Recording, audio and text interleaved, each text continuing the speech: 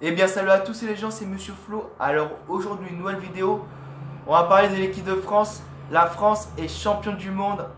La. Enfin bref, parce que je chante mal. Non, je suis hyper content. Non mais vous vous rendez pas compte que la France est championne du monde. Eh, je suis ému de ouf.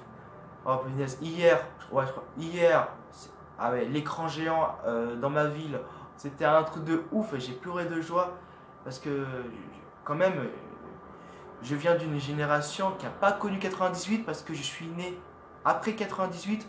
Alors pour ceux qui ne sont pas nés en 98 ou ceux qui étaient trop jeunes pour avoir connu 98, bah ça fait plaisir pour eux. Parce que ils ont. Maintenant, on sait ça fait quoi d'être champion du monde en étant là. Et ça, c'est vraiment cool. Alors, dans cette vidéo, on va bien sûr parler le bilan de l'équipe de France de football.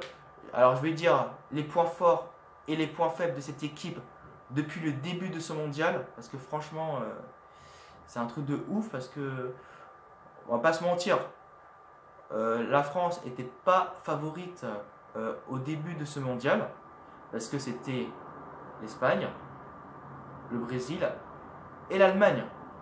Et quand tu vois que le Brésil est éliminé par la Belgique en quart de finale, l'Allemagne éliminée en match de poule, et en plus c'est la honte parce que c'est la première fois de l'histoire du football que l'Allemagne est éliminée en match de poule. Et aussi l'Espagne éliminée en huitième de finale par la Russie. Bon après ces séances de tir au but, malchance pour tout le monde. Alors déjà, je vais faire un bilan des matchs de poule de l'équipe de France. Alors la France a fait 2 victoires et un match nul. Quand même, malgré ce 2 victoires et match nul, bah, niveau jeu c'était nul. Niveau attaque c'était la cata. On a galéré contre l'Australie, ouais, et un peu le Pérou, et contre le Danemark, n'en parlons pas, parce que le Danemark c'était nul le jeu. On s'ennuyait quand même. Et franchement, j'étais vraiment inquiet pour l'équipe de France. Surtout contre l'Argentine. Même si les Argentins, ils ont galéré eux aussi. Et là, depuis les huitièmes de finale, c'était plus la même équipe de France. C'était une autre équipe, ils ont tout changé. Je pense que là, on ne pouvait pas faire mieux. Niveau jeu, ils ont progressé. Que ce soit contre l'Argentine, contre l'Uruguay, contre la Belgique et même contre la Croatie, même si c'était en finale c'était un peu moyen comparé à contre la Belgique. Comparé contre la Belgique. Voilà. Alors, pour le secret du succès et aussi du sacre de l'équipe de France, je pense que c'est la défense, la clé du succès. Ouais. Pavard, Umtiti, Varane et Hernandez, ils étaient vraiment super, nos défenseurs. Ils ont bien tenu le coup, ils ont été forts. Bon, mis à part les 3 buts encaissés de l'Argentine, enfin non, pas de l'Argentine, 3 buts encaissés, voilà.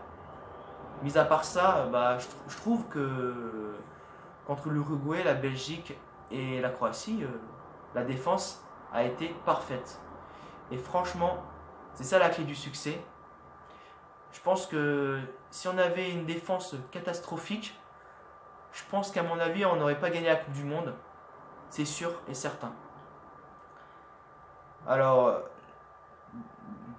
la deuxième clé du succès, je pense que c'est la réussite. Je vais prendre exemple de matchs. Le match de la Croatie en finale et le match de la Belgique. Alors, objectivement, la Belgique et la Croatie, ils ont eu un jeu meilleur que la nôtre. Ça, il ne faut pas se mentir, les gars. On a eu un jeu plutôt bof comparé à la Belgique et la Croatie.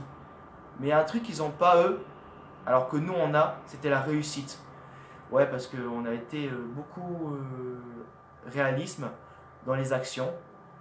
Je sais pas, regardez la finale de la Coupe du Monde. Malgré que la Croatie était meilleure que nous, on les a quand même battus 4-2.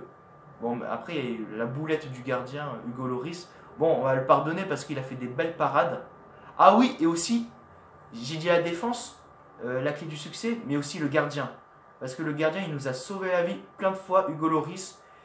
Et franchement, je le remercie au fond du cœur parce que souvenez-vous des parades de l'Uruguay aussi. Non, ouais, contre l'Uruguay et aussi la parade contre la Belgique. Non mais franchement, il nous a sauvé la vie parce que si on n'avait pas eu un très très grand gardien, je pense que niveau moral, ça aurait été différent.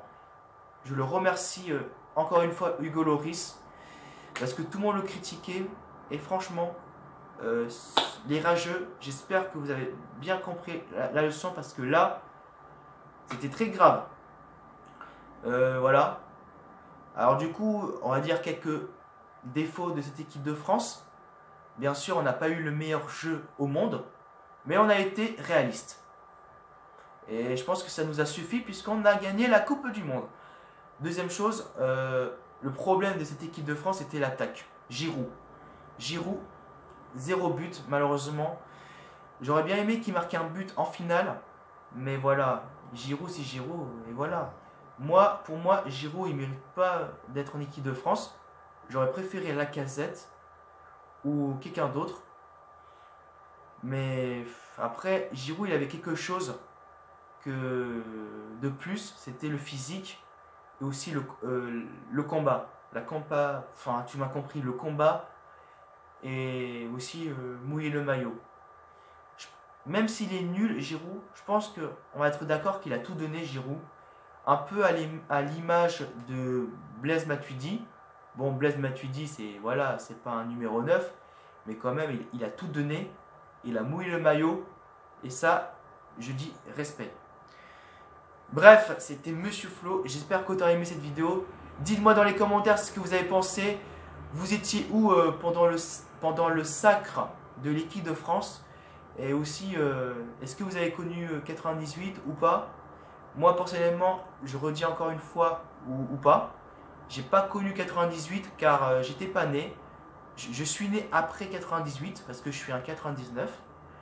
Et franchement, je sais ça fait quoi maintenant d'être champion du monde et d'être là.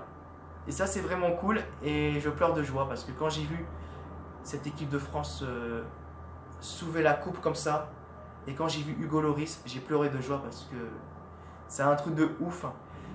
Je pense que je vais montrer une vidéo où j'ai filmé voilà, en fin de zone avec écran géant dans ma ville. Et ça, c'était un truc de ouf. Il y avait de l'ambiance partout.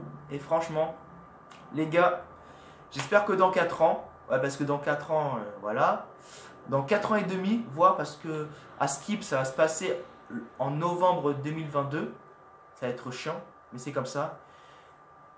Et j'espère que la France va faire son doublé consécutif. Genre gagner une autre Coupe du Monde pour la 3e fois. Mais attention à la malédiction. Parce que vous savez, un pays est champion du monde et 4 ans plus tard, on se fait éliminer en match de poule. Moi, j'espère que la France ne va pas se faire éliminer. Je croise les doigts. Bref, c'était Monsieur Flo. J'espère que tu as aimé cette vidéo. Champion du monde, je vous souhaite de bonnes vacances. Je pense que je vais faire une vidéo à la rentrée parce que là, je vais profiter parce que la France est champion du monde et je pense que je vais mourir tranquille le plus tard possible. Et aussi, je vais aller ailleurs en vacances le plus tard possible jusqu'à la dernière minute. Ciao et à plus. Et allez les bleus!